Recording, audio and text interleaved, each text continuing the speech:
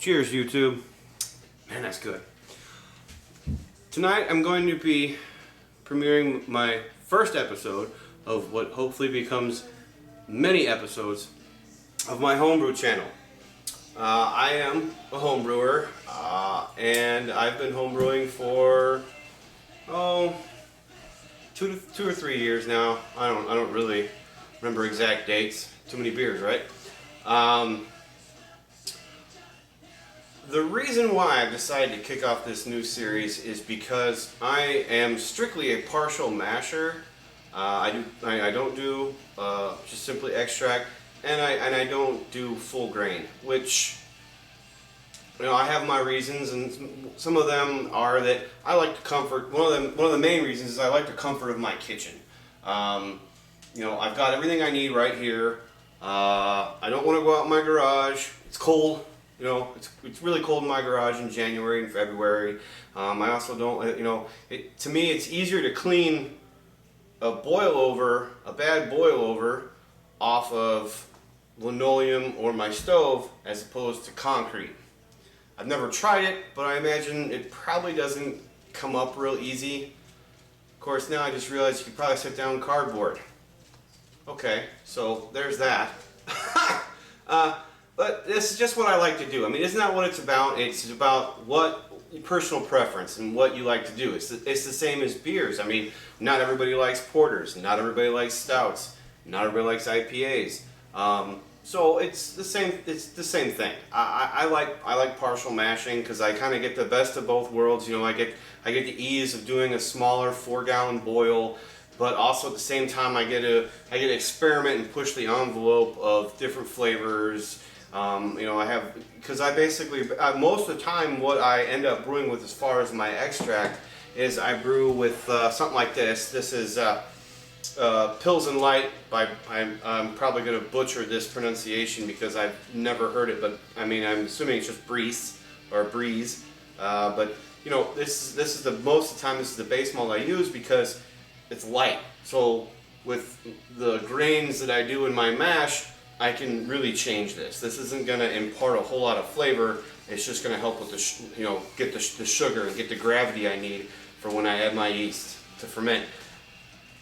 That's just the way I do it. I'm sure that there's a lot of people who would probably argue with me about that. But hey, again, you know, one thing that I have found in homebrewing is there's really the only thing that's definite about homebrewing would be sanitization and being clean. I mean, that's about it. Is everything that touches that beer after you boil has got to be sanitary. Other than that, I mean, you can experiment however you want. You can use the grains you want. You can use the extracts you want, the hops you want, the yeast you want. I mean, the sky's the limit. I mean, has anyone ever figured out how many possible variations there are in beer? No. If they have, hey, comment, please. I'd like to hear from you. Oh, I'm rambling on.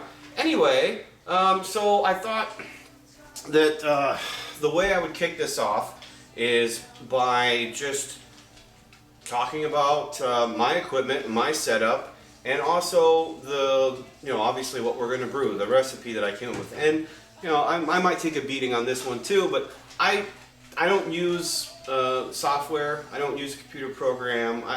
I don't look at IBUs and all. I don't really get into the science of beer making. And I know there is a lot, and I'm sure that if you do get into that, you probably don't have you're probably not at risk of ever brewing something that's awful. And I have. Back when I was brewing years ago, I brewed a porter that was terrible. It was easy. I don't even think you'd call it beer. It was bad. I tried to do way too much. But hey, you know what? Move on. I'm never going to brew that recipe again. In fact, I believe I tore it out of my notebook and threw it away. Never try that one again. For me, I like shooting from the hip. I like, hey, this sounds good, that sounds good. Let's put these together, mix them together, boil them for an hour, and see how it tastes in a month, 6 weeks, whatever it is. That's the way I brew. It's the way I'm going to continue to brew. Other people might have issue with that. a lot of people might say, well, you know, you're really not brewing. You're not looking at every aspect of it. You're not, you know, what if you're running the risk of brewing something bad? Or I don't worry about it. I don't worry about it. It cost me $50 to brew, roughly, give or take, depending on how many ingredients I'm throwing in, and I brew once or twice a month. If it happens to suck, oh well, don't make it again. Try again next time. I think I've already said that, haven't I? Anyway, I'm trying really hard not to say without further ado. Seems like a lot of people on Whole Brew channels say that a lot. I'm gonna try to stay away from that. So let's get this thing started, because it's not gonna, you know, do it. It's not gonna brew itself, if only, right? By the way, this is not one of mine. I'm actually currently out of homebrew. I mean, don't curse my name, 'cause it's not a homebrew, but it is a craft. Although some people might not think it's craft anymore because they're on a pretty big scale. But this is just Fat Tire by New Belgium, and it's an awesome beer. I mean, I can drink this from sun up to sundown. You know what I'm saying? All right, so first thing I'm gonna do is I'm gonna go ahead. I'm gonna assemble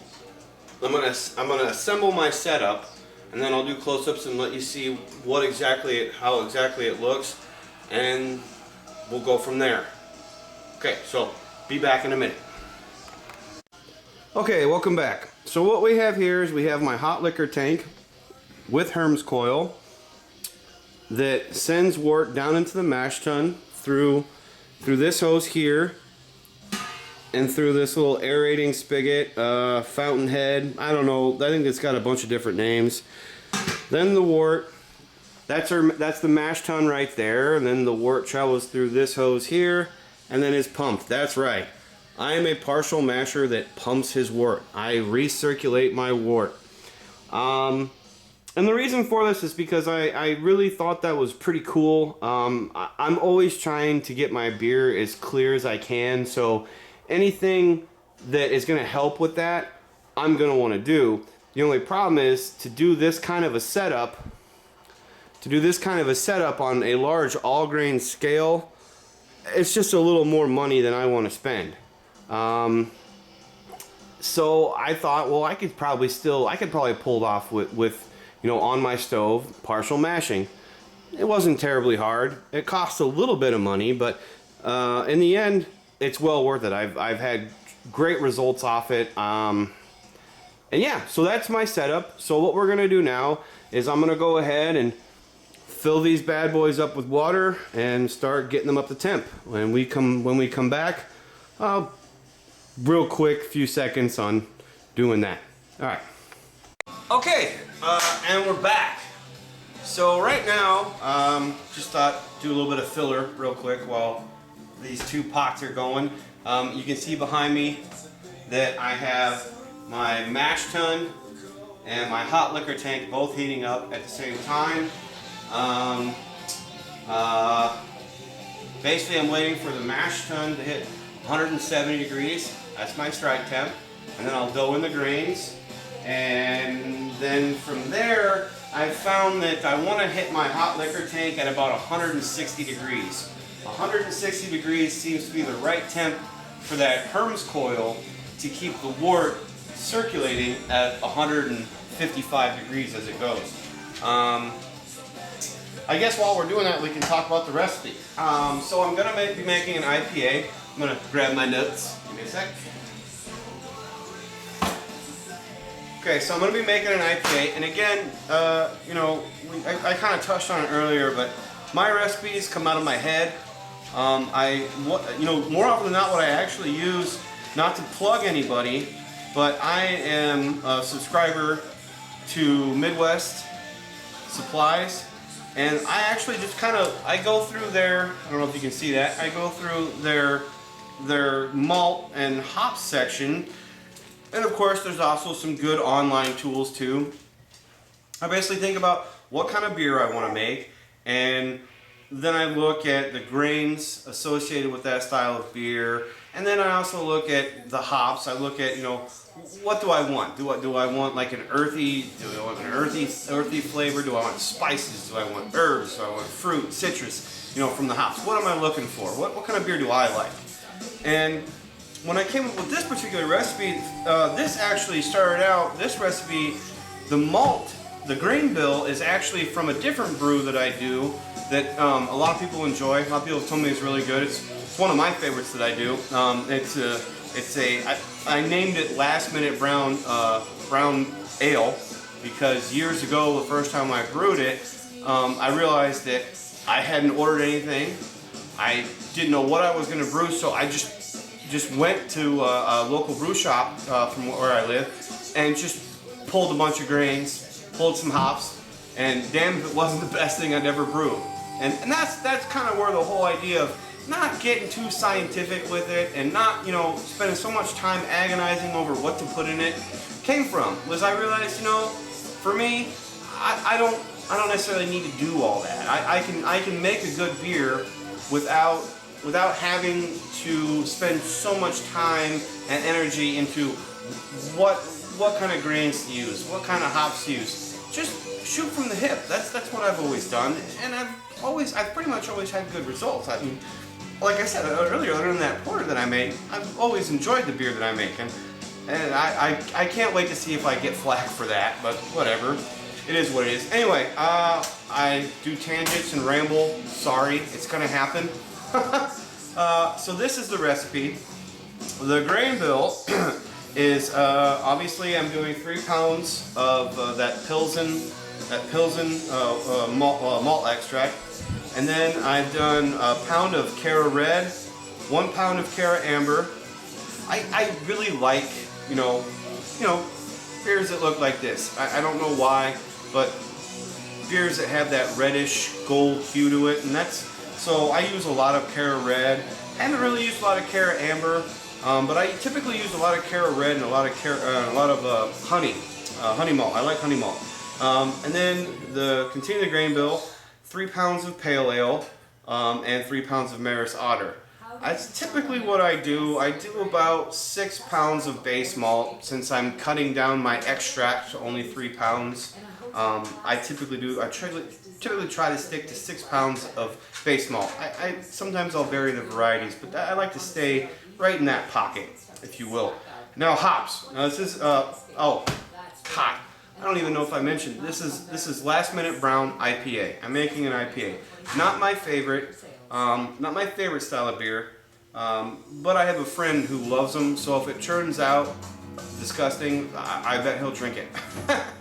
Anyway, so the hops, I'm going to be using 1 ounce of Northern Brewer and 1 ounce of Centennial. Those will be for dry hopping. I'm going to dry hop during secondary. Then 2 ounces of Chinook, 2 ounces of Summit, 2 ounces of Simcoe, and then 1 ounce at Falconer. Damn it! Just remembered, the brew shop that I bought everything from was out of some of those, so I'm not going to be using 2 ounces of Summit. I'm going to be using 2 ounces of Amarillo, and then I'm not going to be using 1 ounce of Falconer's Flight. I'm going to be using 1 ounce of Citra, and then the yeast I'll be using is a California Ale by White Labs. The way I plan on doing this, because I don't think I'm going to get really into the whole process of it. There's plenty of YouTube videos out there if you're just getting started out and you want to learn how to brew. There's a guy, Joe. If you don't know who he is, look up Brewing with Joe. He's awesome. I think the guy's videos are great. It's very informative. I mean, if you subscribe to him and watch him, I think his actual YouTube channel is Turpus Korean Kid. I couldn't tell you how to spell it. But if you look up Brewing with Joe, you'll find his videos. Great. Also another good one, Craig too. Another good one. Both those guys, I've been watching them for years. Subscribe to both, and they help me get into this hobby, and that's what it is. I get into this hobby even more. They made it even more enjoyable because they just tons of information, you know, it's better than going online because it feels more personable. Anyway, those are my plugs. Brewing with Joe and Craig Tube. If you're just getting started out, or if you just like watching brew videos like I do, I'm an addict, check them out. Great stuff. Alright, so anyway, here's my plan for the boil. As far as my hop additions, I'm actually going to be rotating them. I don't know why. It's just, I thought, what the hell, give it a shot, see what happens.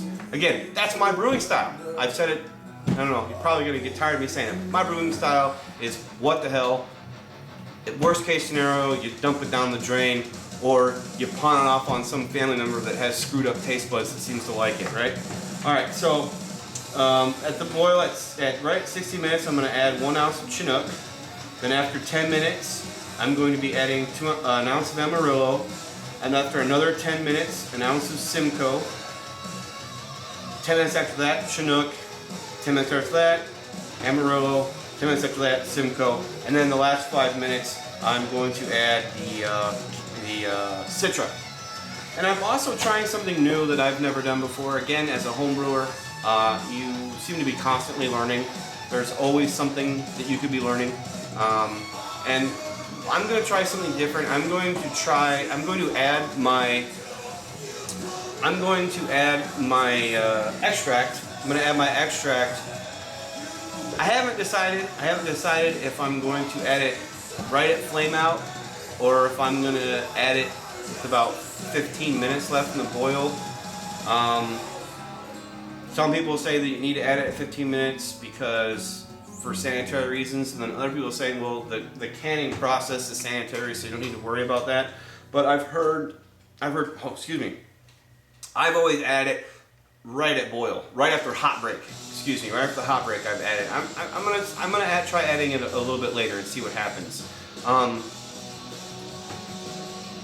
don't know why.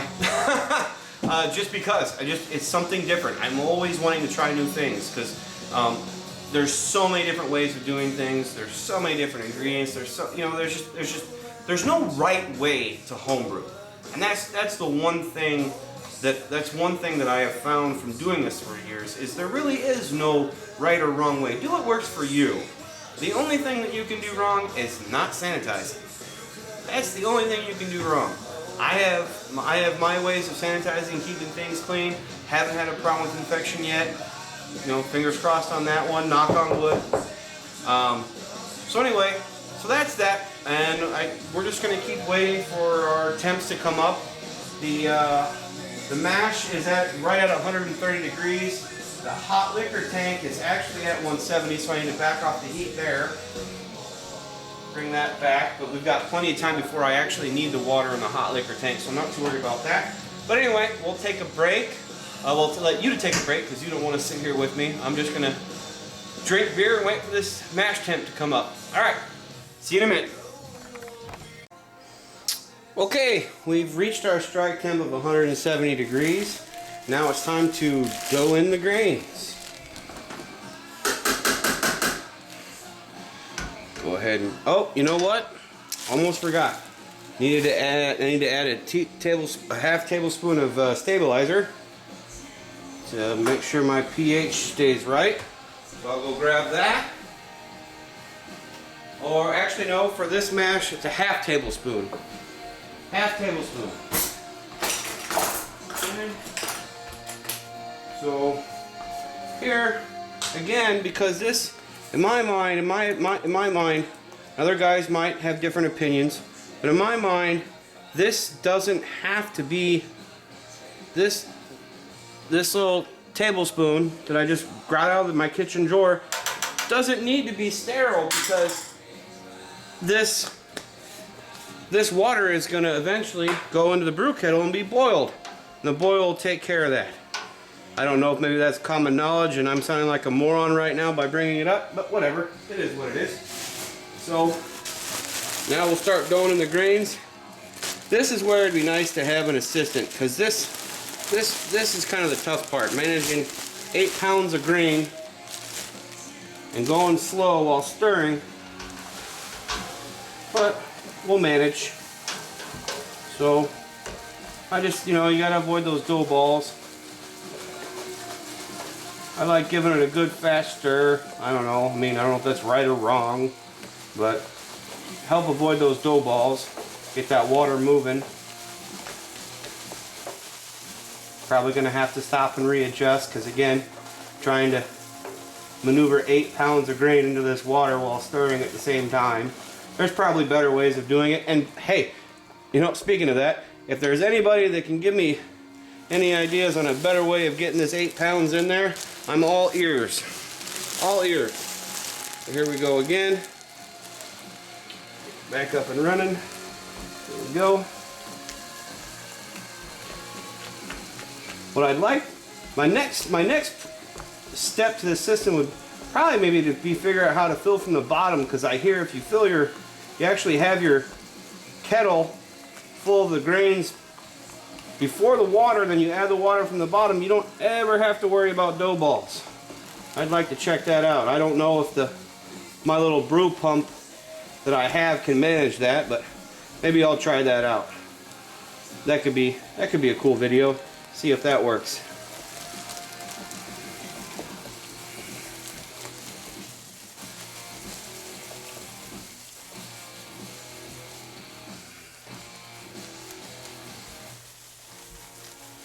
I always love this part. I always love the smell of this part. You know, it always smells really good to me. It smells like fresh baked bread, or really any kind of baked good you can think of. It depends on the grains you use. I would definitely say that the grains I'm using today are giving off of a definite bread-like smell, but obviously that makes sense, seeing as how that you can make bread from the spent grains, from what I'm told. I've also told you can make dog biscuits out of them. I've never tried it. I do have 3 dogs. Although it does seem kind of counterintuitive the way they're marketing dog food these days, where it's all protein, protein, protein, protein. Don't feed your dogs grains. I don't know. I'm rambling. I'm trying to fill space with talk. Maybe I don't need to. Let's just get this done, huh?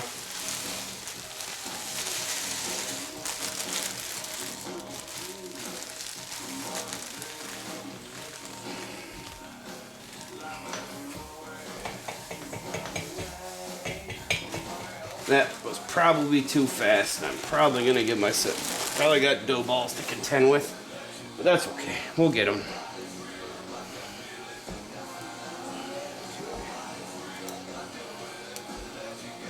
It looks okay so far. Make sure everything gets good and saturated and wet. Give it a good stir. There's one right there. Take it over the side and split it up. Okay. Go back at it. It looks okay. Hey, if you guys spot one, let me know. Oh, I'm a dork, I know.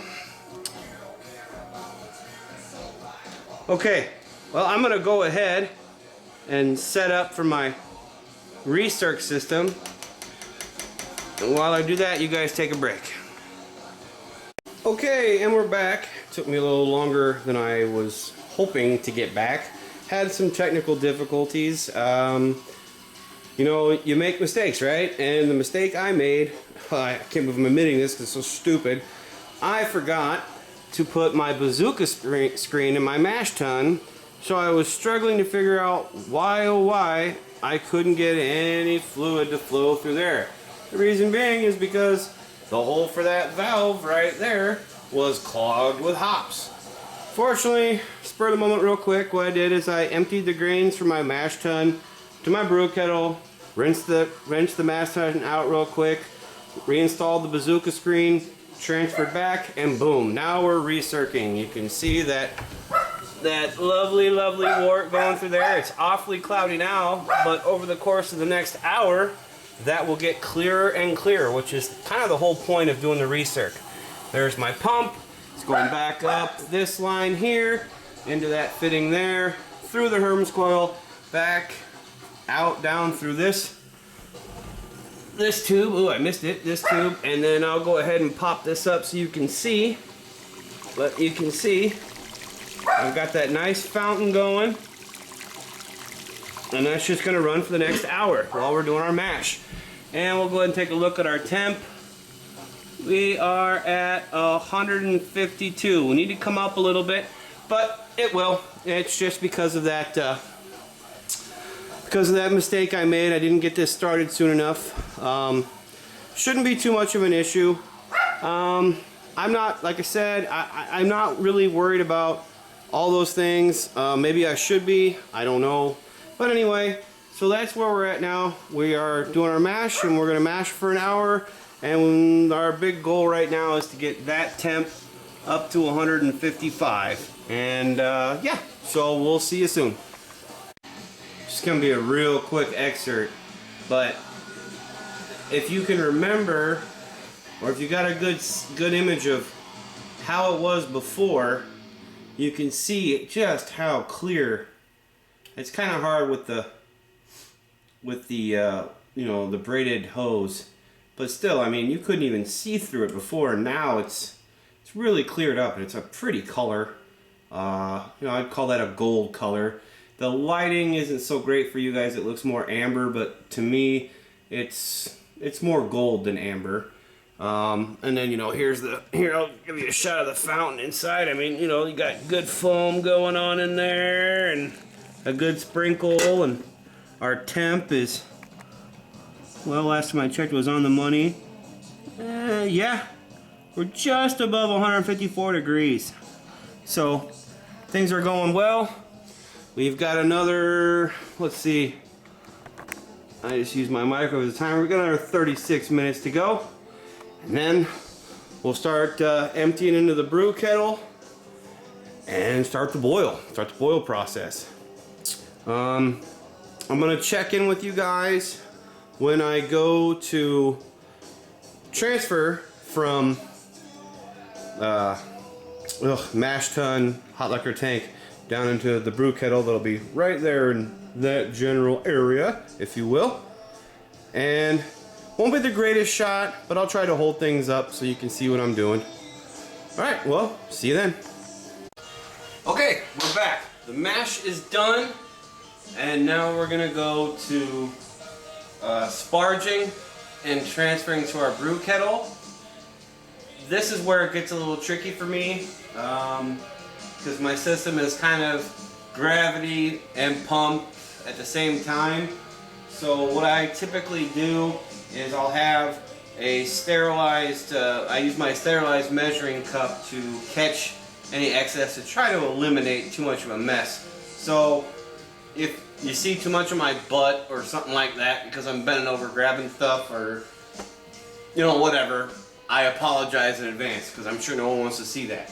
Another thing I have to do too is I found these a long time ago, because I'm not only am I a home brewer, but I'm also I also like to barbecue smoked meat, and I found these. These are awesome. They're called pit paws. They're basically a 5-fingered oven mitt, and that works really great for handling these stainless steel fittings from these hoses that well, they get hot. So anyway, here we go. Grab my sterilized measuring cup, and first thing I'm going to do is I'm going to kill my pump. It's not in the shot, it's down here, but I'm just going to go ahead and pull the electrical out of the pump, and then the first valve I'm going to close is the valve to my mash tun. Okay. Now what I'm going to do is I'm going to have my handy dandy, yeah, I want to do this right-handed. Have my catch cup, and the reason I have to do this is because my Hermes coil, I don't actually have valves on. It's gravity fed. It's just a way to quickly assemble it and get this done so I could do it without having to spend more money, because to get a stainless steel valve, I think the cheapest you can get was about 25 bucks. Yeah, I mean, maybe it's being cheap for the sake of being cheap, but hey, you know, happy wife, happy life, right? So anyway, so the first thing I'm going to do is I'm going to pop off this quick fitting from the mash tun valve, catch anything that falls out. Looks like I got most of it, so now I'm just going to go ahead and start raising her up, and this hose should stop spitting, and it has. Fortunately, you probably can't see that. And then I'm just going to keep raising this up. You can see that this hose here, from the hose to this pump, here's the pump that you couldn't see earlier. Now this hose is nice and empty. So I'm going to go ahead and pull it off, if it'll let me. That's pretty hot. Yeah, I should have kept the other pit pot on. I'm going to go ahead and put that back on. That was a mistake.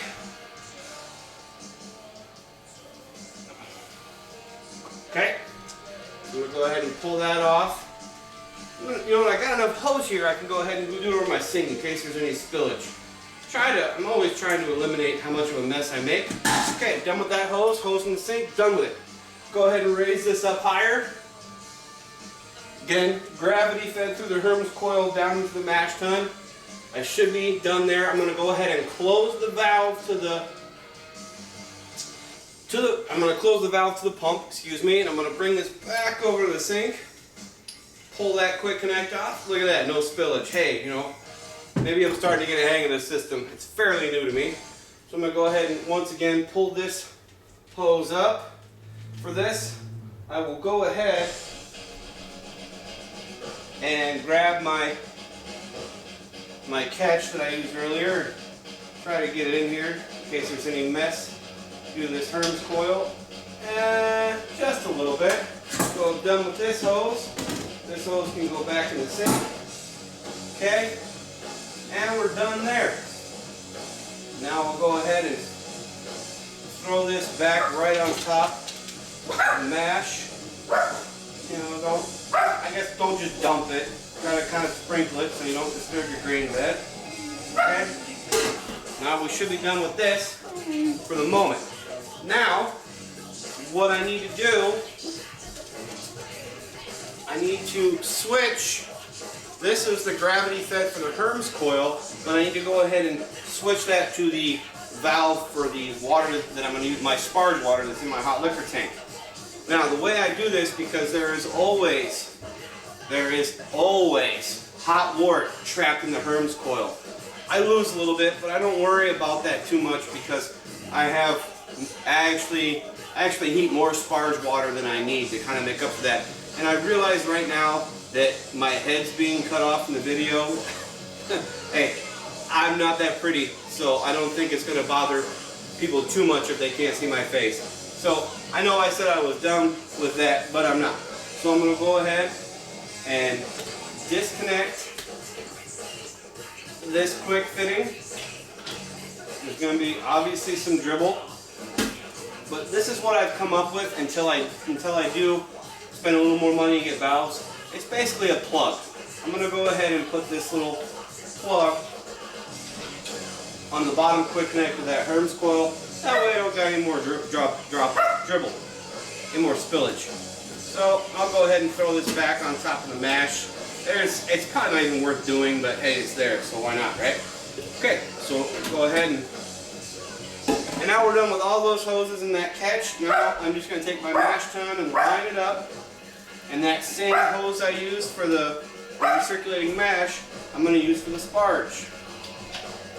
And now we're going to connect to that valve. And we're going to wait till it hits 170 degrees. Boom, we're there. So, my boil kettle. Go ahead and throw that down here. Going to go ahead and kill the heat. Don't need it anymore for now. And we're gonna reconnect that same hose that we used to go from the mash tun to the pump. Just throw that in there. And what I like to do, just so there's not a whole lot of disturbing, I like to go ahead and just kind of scoot that along to where the end of this hose is just above the bottom of the brew kettle, which is obviously off frame and you can't see. But so anyway, so what I'm going to do is I'm going to just crack the mash tun valve before I get a dribble. Now, obviously with the recirc, there's no reason for a Vorloff. So I'm just going to crack it. Would you please stop it? Sorry about that. My dog Lando. Yes, Lando Calrissian. I am a Star Wars nerd. Among other things, I'm a home brewer and I'm a Star Wars nerd. Whatever. Anyway, here we go. We're going to crack this valve and go ahead and get this drain it into our brew kettle. We'll wait till we see some liquid. Okay, we got a decent flow there. I think I was saying, I don't know if I finished, but because of the recirc, there's no need for a Vorloff. So I'm going to go ahead and also crack open the valve for the hot liquor tank just so I get some flow. You know, and that's, I'm going to leave it like that. Actually, I'm going to move this so this hose isn't quite so stretched out. There we go. That's better. Yeah, maybe a little more. I'm just going to leave it. Lando! There's nobody here! Stop it! Again, I apologize. My apologies. So I'm just going to leave it like that. There's no need to do it any faster. If I do it faster, because I'm not using a false bottom in the mash tun, I use a bazooka screen. There's a tendency that if I go too fast, I'm going to get those grains. I'm going to get those grain particles that, you know, I don't want. I mean, that's kind of the point of doing the recirc. The only thing I need to make sure of is that inside the mash tun, that I maintain a good head of water above the grain bed. So I might need to speed up or slow down according to that. I'm gonna go ahead and take a look. Yeah, I've got a fairly good head. I might speed this up just a little bit. And I'll give it another little pull. And then throughout this process, I'm just gonna keep checking to make sure that I've got a good amount of water between, you know, the top of the grain bed and the top of the kettle. And that's really all there is to it for now. I don't think I'm going to bore you with more talking, and while I do this process usually takes about half hour or so for my setup. All right, well, I'll see you when I'm gonna go ahead and say I'll see you till the next time I see you. It'll be the boil. You know, because from here to the boil, it's going to be another half hour, 45 minutes at least. But I will leave you with this. If you're wondering why I'm a Steel City fan, this is why. Steelers, baby, all the way. Okay, real quick. Just wanted to show you guys this real quick, just as another reason why I prefer to stick to partial mashing and don't go all grain. I'm sure I will eventually go all grain. Granted, I'll have to sell off a lot of my equipment I already have to afford it, but the sink, bam, I'm done with something, throw it in the sink. I mean, yes, is this clean and sanitary? No, but I can throw it in the sink and leave it there until I'm ready to clean and sanitize. I'm not worried about making a mess or what to do with this, what to do with that. Boom, sink, done. If something's still dribbling, something's still making a mess, it's going down my drain. It's not going on my floor. So, just wanted to show you guys that real quick, just because, you know, again, this is one of the reasons why I choose to do things the way I do them. Okay, we're back. We've pretty much just reached the boil, and we're just kind of waiting for hot break here, and it looks like it's coming up soon. I'm going to go ahead and kill some of this foam. Just a sanitized bottle with cool water. Oh, here we go. Squirt like there's no tomorrow. It's typically the way it goes. You guys missed some stuff, I'll admit. Like I said, this system is new to me. This is actually, I've probably said that I've had great results. I'm sure I did, but this is really only the second brew I've done with this exact system, and I still haven't got all the, I haven't got all the quirks down as far as like cleanup and stuff. Typically what I do after I'm done mashing all the, excuse me, too much beer. Whoa, too much beer. Typically what I do after the the mash is I hook the I clean the system out of all the grains and whatnot, and then I just run 3 cycles of hot water through it just for storage, because I like to do all my actual cleanup for brew day. The day I'm going to brew is when I do all my cleaning and sterilizing, because if I'm going to have it in storage, you know, I mean, I'm sure there's not too much of a risk of contamination, but it doesn't make sense to me if we're so worried about sanitizing and keeping everything clean that I clean it with the brewery wash and then I store it for a few weeks, and you know, where God knows what. I mean, I have 3 dogs and I have 3 kids, you know, so there's the risk of contamination all over my house. So I like to clean everything the day of. As far as, you know, just making sure, but as far as like the Herms coil, I like running hot water through that. I rinse everything out, and then I run hot water a couple times through the Herms coil to make sure there's no buildup or anything sticky, because, you know, everybody knows wort is hot and sticky. Well, I think we might have made it through the hot break. I don't see it doing anything, so I think we're ready for our first edition of hops. I have to look at my notes because I don't recall exactly what that was. Okay, the first edition of hops is going to be a 1 ounce of Chinook at 60 minutes. Also, something in this video you might notice is that the lighting keeps changing. I'm trying to figure out what works best, and again, I'm really new to shooting my own videos, so just kind of bear with me. I appreciate it. So here we go. Let's try this. I'm going to turn this light on. I don't know if it'll make a difference or not. Nah, I can't tell. I wasn't looking in the viewfinder. Alright, so we're going to get our 1 ounce of Chinook. In fact, while we're doing this, I'm just going to go ahead and get all my hops out. There's no reason why they need to stay refrigerated. Holy crackers, that's a lot of hops. So, my first addition is going to be Chinook. Let's look at our notes here. So I'm going to go ahead and just set these all out while we're waiting. Okay, so 1 ounce of Chinook. Then it's going to be Amarillo. Then an ounce of Simcoe, and back to the Chinook. Chinook, there you are. Then back to the Amarillo. Amarillo. Okay, I'm confused by that. It must be Simcoe. I don't know. Oh, okay. Yeah, and then last but not least, Citra, and then the other 2, Centennial and Northern Brewer, those are going to be my dry hop additions that I'm going to put in secondary. So I'll just go ahead and bag those back up, put them back in the fridge. Back in the fridge they go. You know, there's something to be said about being a retired house husband, as it were, because I have control of the fridge, so I can put all my beer stuff in the fridge, and the wife can't say anything, because guess what? It's my fridge. Ha ha ha. Alright, I'm done being an idiot. So now we're going to go ahead and add our first ounce of Chinook, and then we're going to start our timer.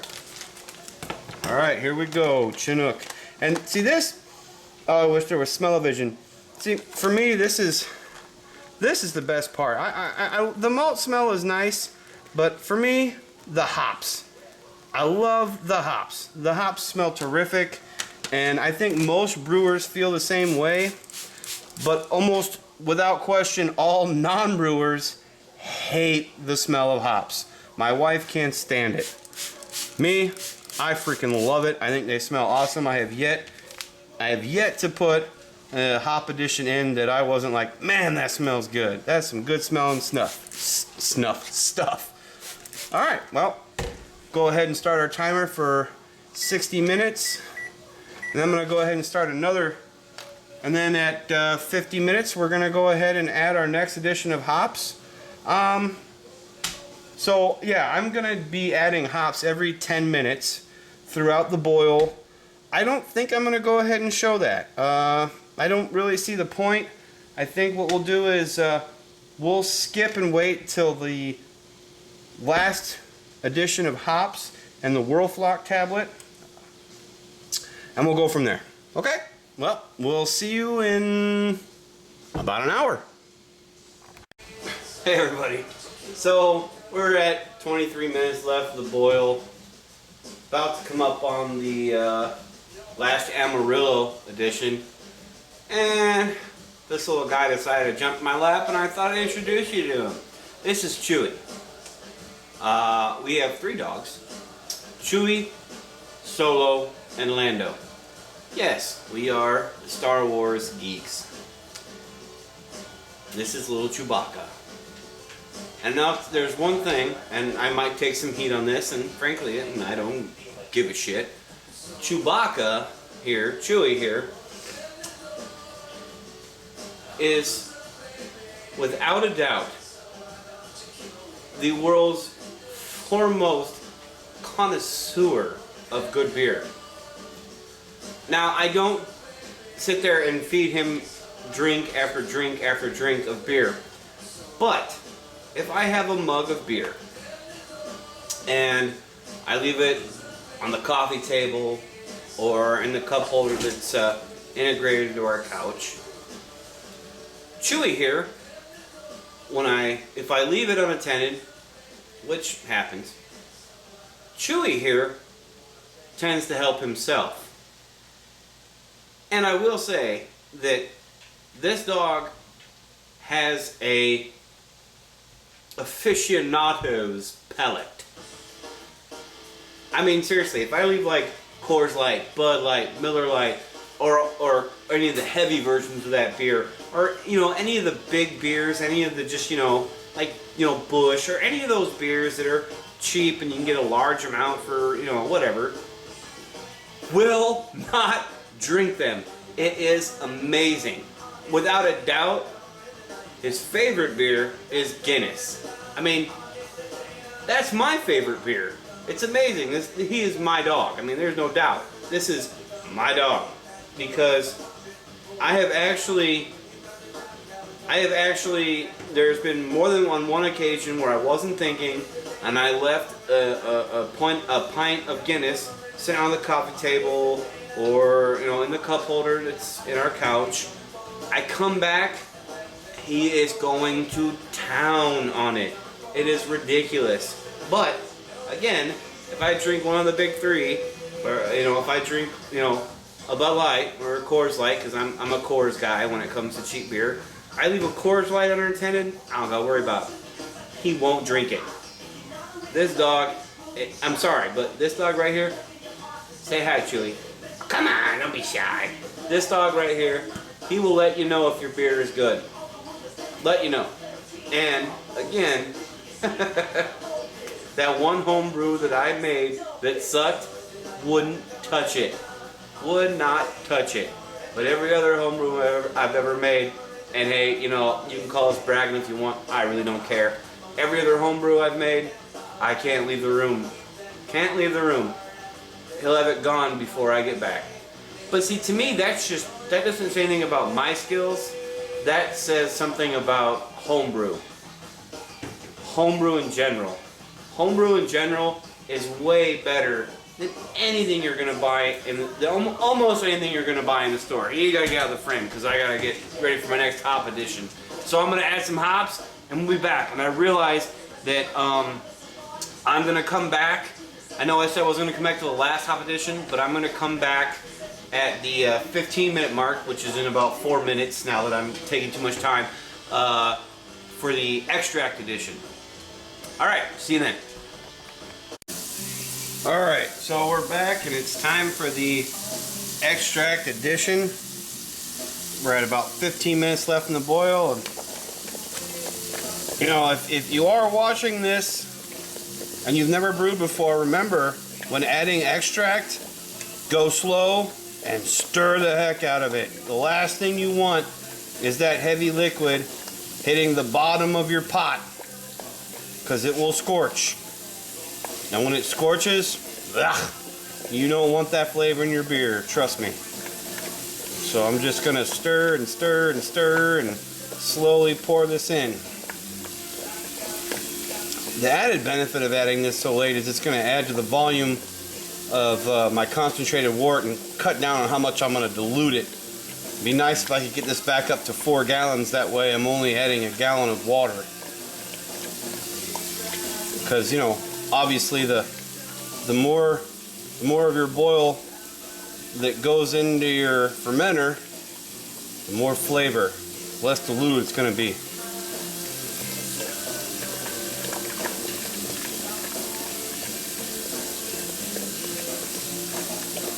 You might hear my water running in the background. That's because once this stops running out of the can, I'm going to go ahead and add hot water to it.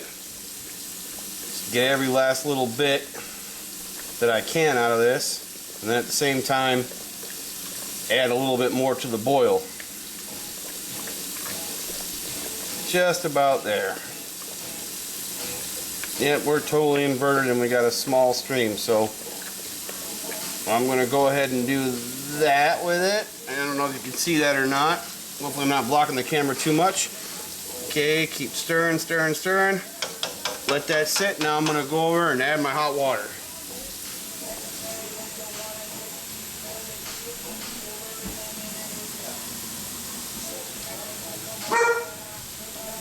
That was Solo, the big dog of the bunch. Okay. Just go ahead and add this. Oh, and there I spilled. Yeah, well, you know, what are you going to do? And and you can see that there's still a good amount left in that, and a lot of guys will tell you, they try to get every last little bit out of that, but you know, that's kind of the benefit of being a partial masher. I'm not going to worry too much about that. But then again, I'm only at about 4.5 gallons, so what the heck? I'll go ahead and add some more hot water. Just get all that malty, syrupy goodness out of there. That, and I spilled some because, well, you know, if you're not making a mess when you're brewing, please comment on how you managed to do that, because I've never brewed and not made some kind of a mess. All right, so there we go. Hopefully they'll come back to boil real quick, because we got about another minute till next hop addition. Add the hops and back on our way. And yeah, I think we'll go ahead and just wait on that, and we'll see you at our last hop addition and World Flag tablet. Okay, so we're coming up on the last edition of hops and the Warflock tablet. And something interesting, again, you know, I've never done this before. I've never added extract this late, and so I'm thinking that's what has caused this, but I could be wrong. But right now I'm experiencing what I can only describe as a second hot break. I mean, the foam just keeps coming and coming, and I'm squirting and squirting and squirting, and you know, getting that foam, keeping that foam down, but it keeps coming back. So the only thing I can think of is because of that late extract addition. Again, you know, you're as a home brewer, if you're gonna try new things, you're gonna constantly learn. And this is just one more thing that I've learned, that with this late extract addition, I should just expect another hot break. But I've also heard though that using extract, there shouldn't be a hot break, because the hot break has already occurred because the extract has already been boiled. Now, I'm not going to dispute that. All I'm going to say is what I'm experiencing now. I mean, look at this. I mean, granted, I did just add hops, so this might be because of hops, but for that 10 minutes, you know, while the camera was off, after I added that extract, I've been fighting foam. I've been fighting what to me looks like a hot break. And if there's any experienced brewers out there that catch this video and would, you know, share info with me, I would absolutely love it, because I'd love to hear why this is happening. I mean, there it is. The proof is right there. Look, it's just constant foam. Every time I stop, I just get more and more foam. I don't know if you can blame the hops for that, or if it's the late malt extract. Again, I mean, I look at homebrew as a large part of homebrewing is experimentation. I mean, that's what I did today. This is the first time I've ever added extract with only 15 minutes left in the boil. I've always done it, you know, right after the hop break in a boil, add it, stir it in, let it come back up to boil, add hops, and start my 60-minute counter. I've never done this before, and I've never had this problem before. So to me, it points to that, but I could be wrong. For all I know, it's because I've added, what, through the process, 6 ounces of hops. Maybe right now it's just all these hops breaking down, and you know, I don't know. But anyway, I got about 2.5 minutes left in the boil, and I'm not sure if I'm going to bring you back for the transfer, the chilling process. I probably skip the chilling process because, you know, everybody's seen chilling before. Maybe I'll just, I think I'm just going to shut it off until pitch and then say goodbye, and we'll call it good. Again, if you'd like to see more of the process, feel free to comment, and I will make sure that I show more of it next time. All right, but we'll see you at pitch time. Okay, real quick. So the wort's chilled down, and right now I'm transferring the wort from my brew kettle to my fermenter. I have a bazooka screen in my kettle, but I go ahead and there's my hose transferring. Sorry for the shaky camera. I'm kind of working with my excuse me, with my tripod. And then I go ahead and put my hose, the other end of my hose, into a strainer. That's a brew specific strainer that I got off MidwestSupplies.com.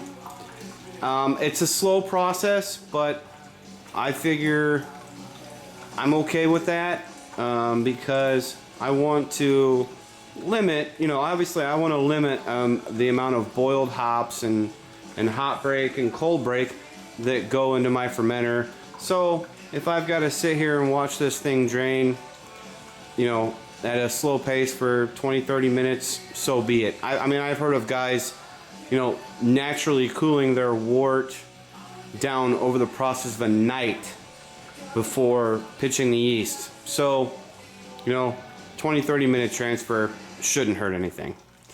So yeah, I just wanted to show you that real quick, and next time we see each other, it'll be the time to pitch the yeast, and then we'll button everything up and say goodnight. Well, we did it. Took a hell of a lot longer than I thought, but we're at the moment of truth, the time to pitch the yeast. One thing I've learned is my setup is not going to be very good for doing IPAs or really any beer with that amount of hops. Holy shit. The transfer took, I finally just said screw it, I've got to do something to speed it up.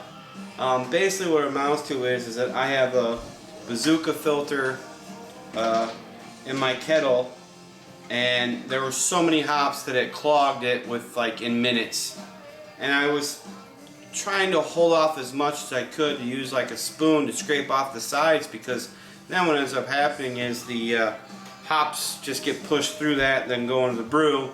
But I also have a strainer that I use too in conjunction, but even that you end up pushing hops through. But you know what, it's fine. I'll just I'll use finding agents later, and this beer I'm probably going to end up filtering. I think I have to, otherwise I'm going to be drinking hop matter, which maybe some people don't mind. Me personally, I'd rather not drink the hops. So anyway, so no more time wasting. This is White Labs. What was it? California Ale yeast. Can you see that? Okay. And here we go into the brew. Moment of truth.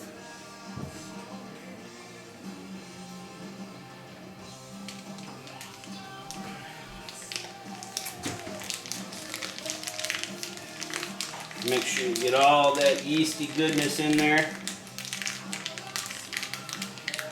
And I think that's good.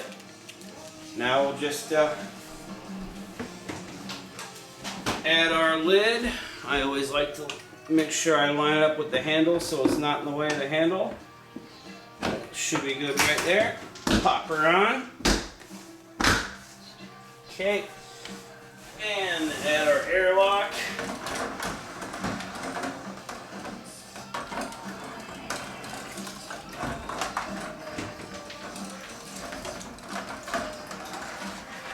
I can find the cap to this son of a bitch.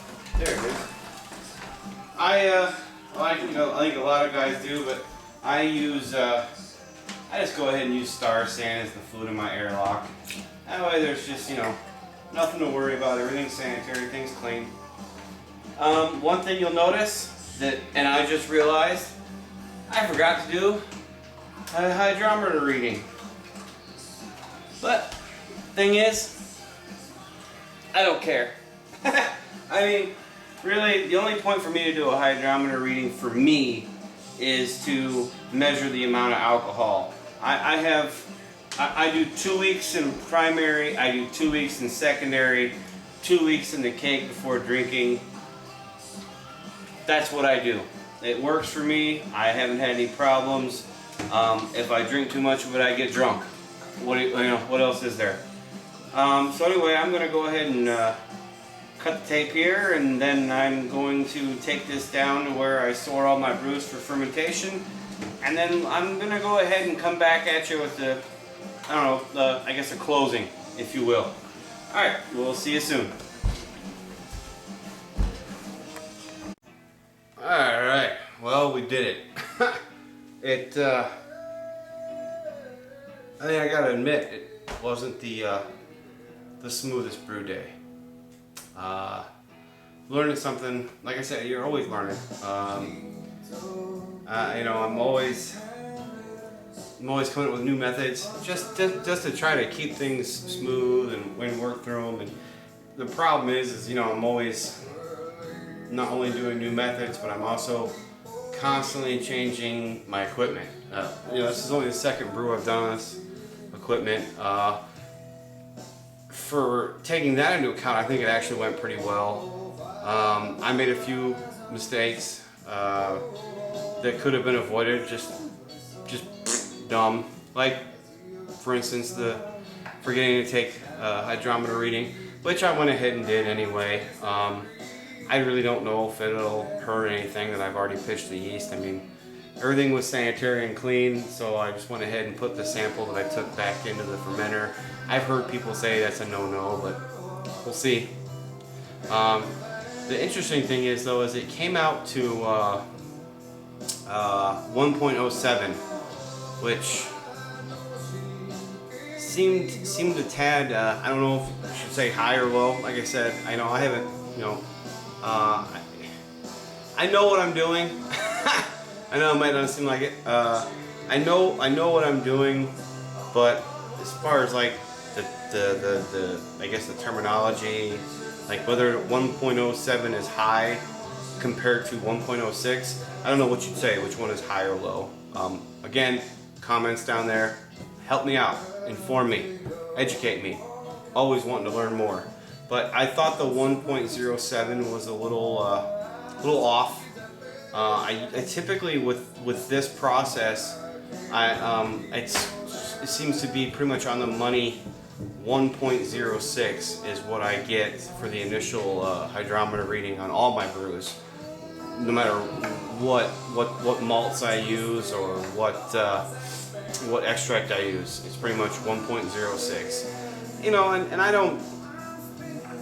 don't do this because I want to make beer that has, I'm not always trying to hit a specific amount of alcohol per volume. I know that, although at the same time that with a hydrometer, that's the best way to tell whether or not you're making the beer the same each time. But for me, again, I'm just not that concerned with it. This is just fun to me. Granted, tonight wasn't much fun. You caught me at my worst. Of course, you guys didn't see that though. All the bad things that happened, all the messes. It's just messes. All the messes I made, you guys won't see. But if you'd like to hear about them, feel free to ask me. Maybe I'll reply to you and explain. But I had a pretty stupid mistake. Anyway, first YouTube video ever. I hope you guys enjoyed it. I hope maybe you got to see a different way of brewing. If you have any questions, comments, feel free. I'll try to get back to all of them in a timely manner. But for now, I think that's it. Yeah, I think we're done. Go Steelers. Tomorrow is the AFC Championship game. I'm hoping they beat those Pats. God, I hate the Patriots. And on that note, I'm going to say cheers. And until next brew, YouTube.